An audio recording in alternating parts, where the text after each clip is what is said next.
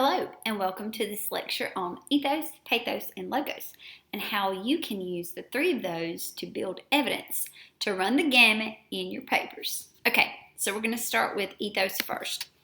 Ethos is Greek for ethical appeal. So think ethos, ethical to remember it. It's based on the moral character of the author and the speaker. So sometimes it's like ethos is in, I'm a good person, you should listen to me. You'll notice that candidates try to build this when they take a picture of themselves and their family and their dog, and they put that on the billboard. That's because they're trying to say, hey, I'm a nice guy. See my dog, he likes me, and look at my beautiful children. That would be based on the moral character.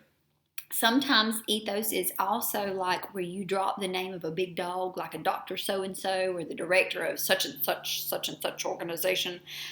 When you tag those things in your own sentences in your writing, you're pretty much saying, hey, I didn't get this information from Trucker Joe, and while Trucker Joe is a great guy, he may not be an authority on like neuroscience or something like that. So that establishes by using those name-dropping moments. And like if you say that the study by Stanford University for 47 years of tracking 2 million patients, then you're establishing that what you're presenting is credible and trustworthy. So let's look at an example of ethos. This is one that has more to do with moral character. I'm going to read this to you. As I do, I want you to think about what phrases are the most have the most ethical appeal, and then I'm going to ask you to submit those to the Play Pause It video so that I can see your responses, and then I will go over with you what I hope that you have submitted. Don't worry about getting it wrong. I just want to know that you're participating. Okay?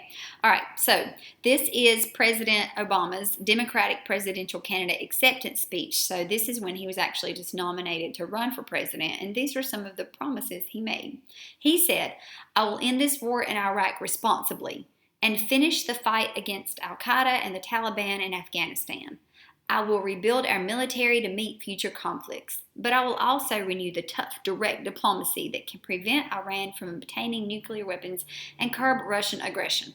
I will build new partnerships to defeat the threats of the 21st century, terrorism and nuclear proliferation, poverty and genocide, climate change and disease. I will restore our moral standing so that America is once again that last best hope for all who are called to the cause of freedom, who long for lives of peace, and who yearn for a better future.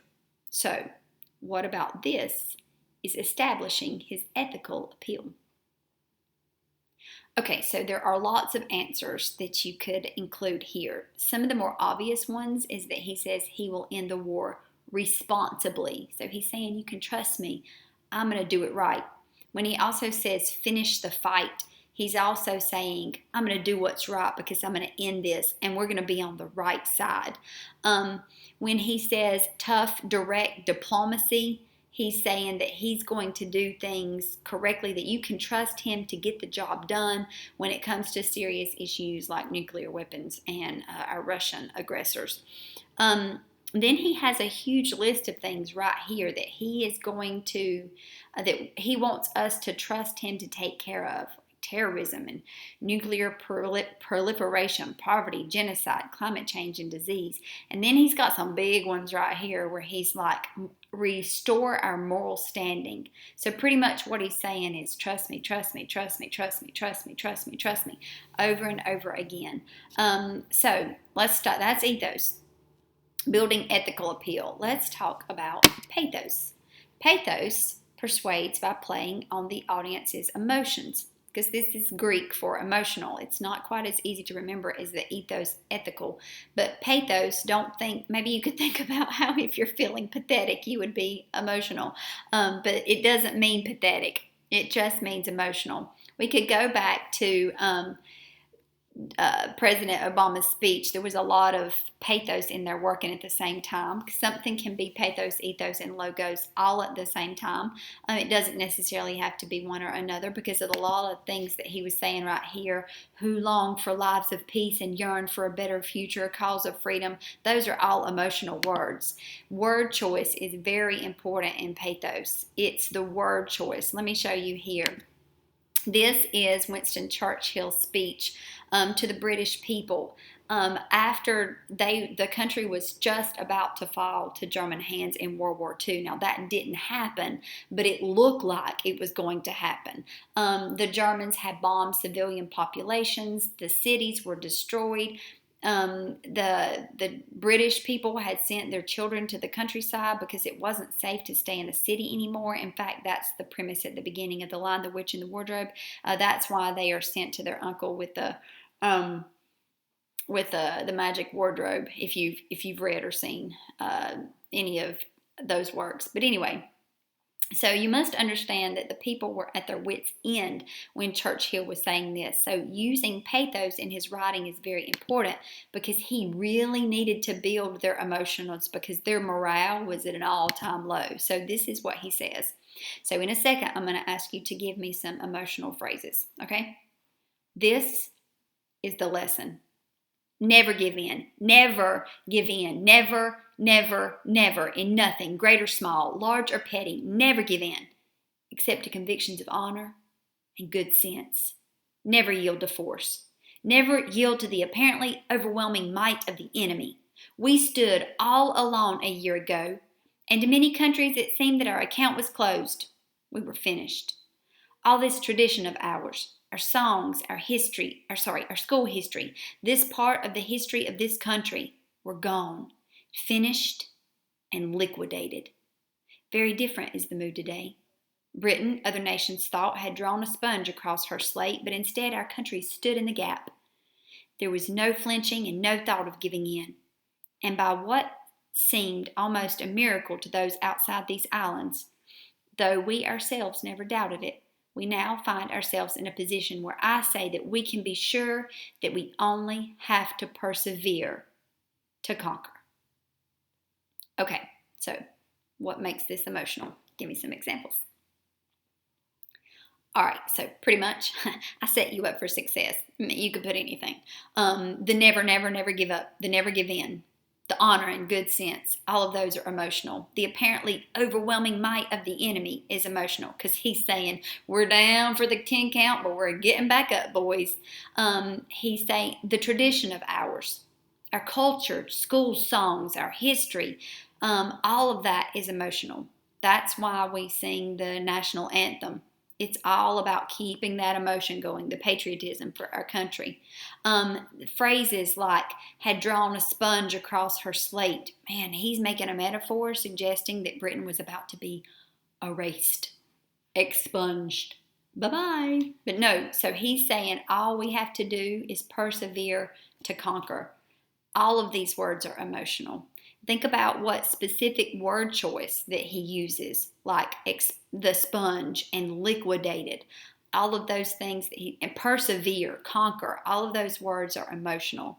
So when you are building your own argument or looking at the argument of others, like we're going to be doing in our first essay, think what words can you use that make your argument particularly emotional. Okay, so ethos, pathos, one more, logos. Logos is based on logic. Now, the Greek here is handy because logos and logic sound a lot the same. It's based on facts and reasons, not just emotional. Now, you can have an emotional fact, but it's a fact still the same, and it's often conveyed through an author's style and tone. I'll show you what I mean. This is Patrick Henry's speech to the Second Virginia Convention. In 1775, you'll remember that our country declared its independence in 1776. So these men in the room that were listening to Patrick Henry were looking at history through the eyes, not like we do. We look backward. We know the revolution was going to be won, but they were looking at the eyes of the revolution as a future. So they were a lot of men in that room who had just stood up and argued that it would be futile to try to lead a revolution against Great Britain. So Patrick Henry had to convey not only an emotional argument, but he needed some facts on his side. So pay attention as I read to you Patrick Henry's speech. And by the way, speaking of emotion, at the end of his speech, it said that he took a paper, like a letter opener of an envelope, happened to be laying on the table, and he took it up, and at the end, he pretended to stab himself and said, "But it's for me, give me liberty or give me death." It was all this huge emotional appeal, some pathos, but he's got to start it with some logos first. Because remember, you got to have all three, right? We talked about that in our last chat together. Okay, so he says, I ask, gentlemen, what is meant by this martial array? Is its purpose not to force us into submission? Know that martial array means lots of armies. There were many armies outside in the ocean staring at the colonies. Can gentlemen assign any other possible motive for it? Has Great Britain any enemy in this quarter of the world to call for this accumulation of navies and armies? No, sir, she has none. They are meant for us, and they can be meant for no other. They are sent over to bind and rivet upon us those chains from the British ministry have been so long forging. And what have we to oppose them? Shall we try argument? Sir, we've been trying that for the last 10 years. Have we anything new to offer on the subject? Nothing. We have held the subject in every light of which is capable, but it has all been in vain. So take a stab at it. What do you see is facts, factual evidence that he's using in his argument to say that we have to fight the revolution. Okay, once again, there's multiple answers that you could give. Obviously, the first one I hope you saw was that the army is there to fight. And when you have your foe line up in front of you with their guns, then you can't go, I think this revolution is a bad idea. He's saying the armies and the navies of Great Britain are already here. We don't have a choice. And so the second fact that he gives is that they have been trying to reason with Great Britain for 10 years. This shall we try argument, rhetorical question, saying, we've already tried to talk to them and they don't want to hear anything we say. They're not going to do anything about it. We got to resort to arms. So, ethos, pathos, and logos. If you build a variety of that in your evidence, as you can see in each of these three examples, there's ethos, pathos, and logos in each one of them. If you have a variety, it makes your argument stronger. Let me know what questions you have.